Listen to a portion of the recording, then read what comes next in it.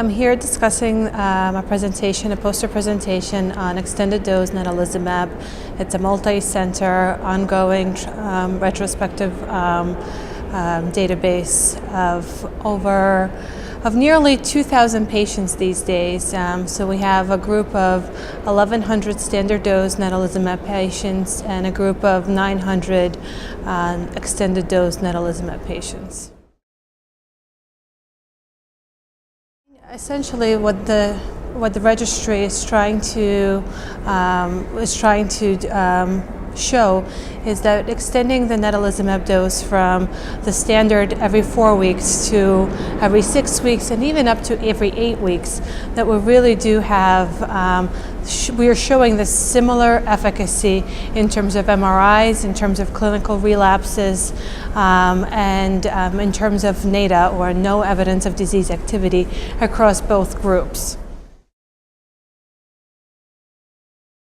The main point or the main kind of reason that's driving this research is to reduce a very serious complication of Natalizumab, which is PML, or progressive multifocal leukoencephalopathy. So there's a very high risk, or a relatively high risk, of patients who are on this medication for over 2 years, who have a JC virus antibody, and who have been exposed on this drug for 2 years. Like I said, their risk of getting this infection is almost 0.7%, and it's as high as 1.3% if they've had prior immunosuppression. PML, it's again progressive multifocal leukoencephalopathy. It is caused by a virus called the JC virus, John Cunningham virus. It was initially seen in patients who had cancers, leukemia, lymphomas, and then later on seen in patients who had HIV and AIDS. Essentially, many patients are exposed to this JC virus, about 60% of the population, but this virus remains latent in our bodies.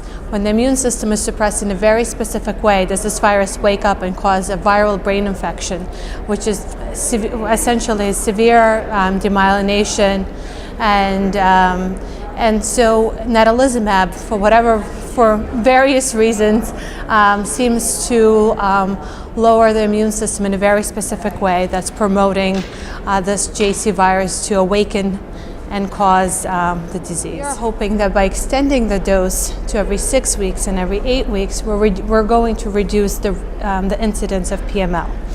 And so that's what's driving the research. So we have not reached statistical significance to demonstrate the lower incidence of PML just yet. Statistical analyses show that we need 1,248 patient years that are with patients that are JCV antibody positive. We're approaching that number. We're now at 1,023, so 3/4 of the way there. So the results are very promising. We've had 2 PML cases in standard dose group and none in the extended dose. But in the meantime, we also want to make sure that this drug is as efficacious, or nearly as efficacious, as when we're looking at the standard group, and that's really turning out to be very true.